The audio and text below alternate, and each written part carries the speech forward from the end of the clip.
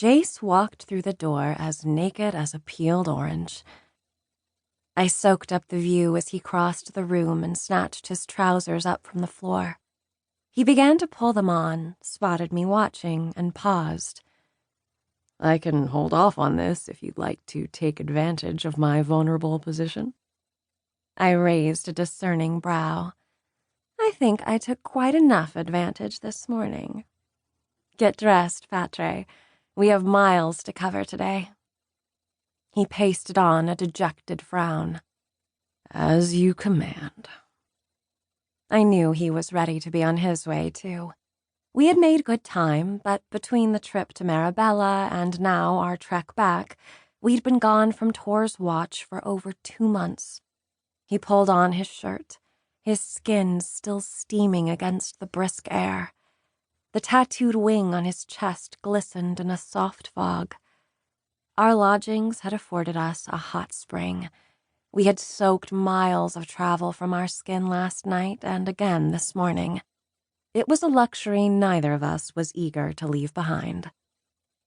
I walked to the window while Jase finished dressing.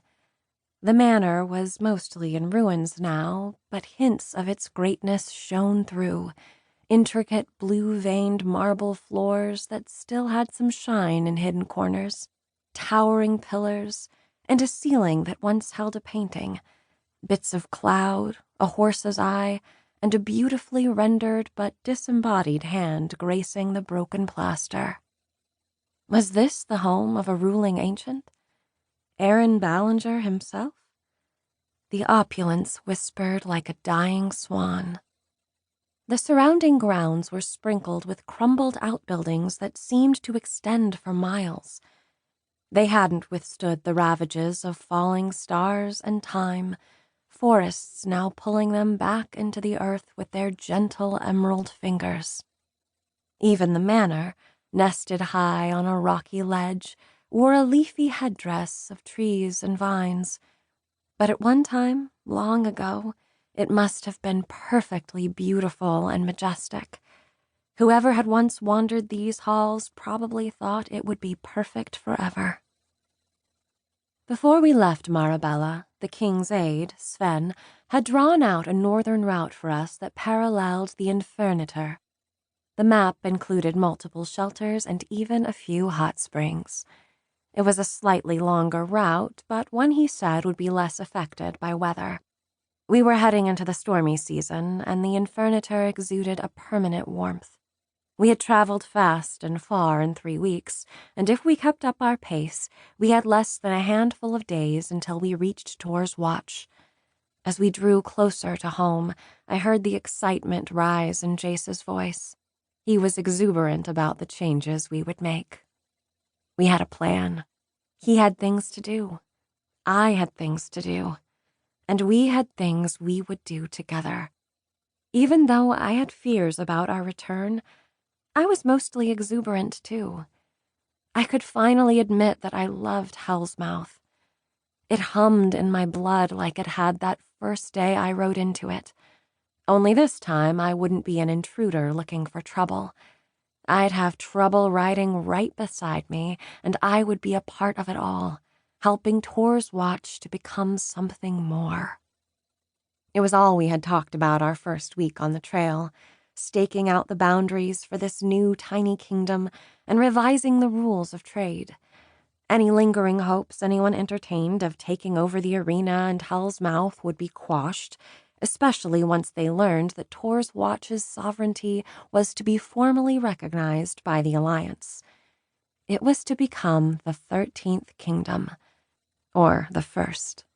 I smiled, thinking of Jase's audacity in the face of the Queen's generosity to insist on being named the first. My role as liaison was not just an honorary position. I was still Rattan, and most important, I was still in the Queen's employ. She had given me duties to perform to ensure the smooth transition of power. She also believed the presence of a representative from a major kingdom would carry weight and add stability as the changeover took place, and warned me that resistance could come from unexpected places.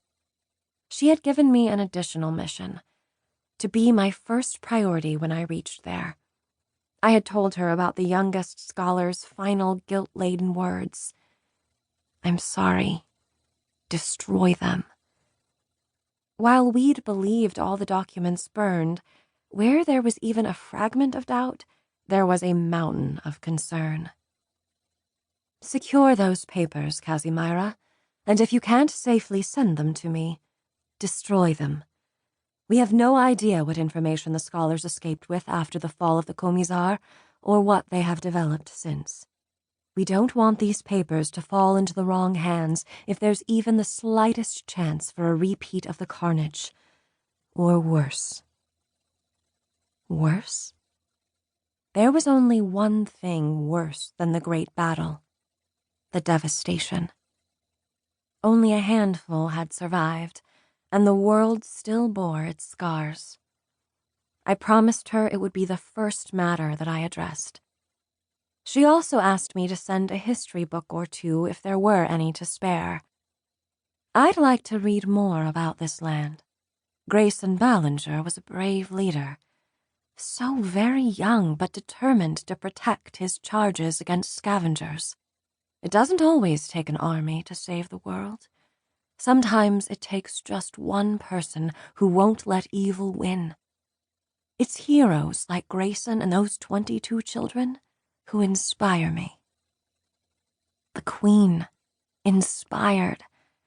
She didn't seem to grasp that she inspired most of the continent.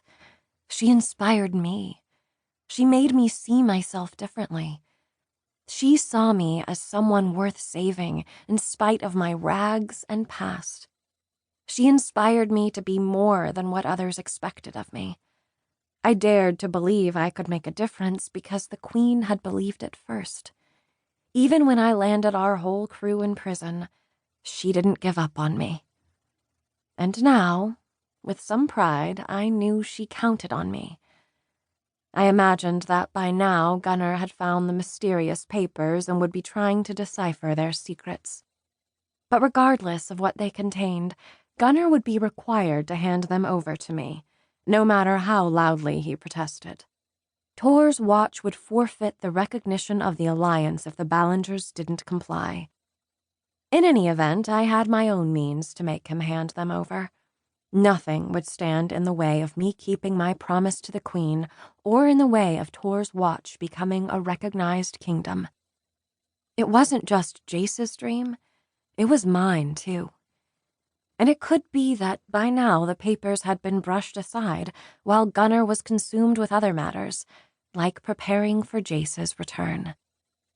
Jase had sent Gunnar a message saying he was on his way home and he had good news to share. That was all he was willing to tell him. As energized as Jase was by the prospect of Tor's watch becoming a recognized kingdom at last, he wanted to explain everything personally and not have Gunnar impulsively announcing things to everyone that Jase and the Queen weren't ready to publicly share. He also didn't mention that I would be with him. That would take some personal explaining, too, more than a short note could convey. But at least for now, Jase's family knew he was well and coming home.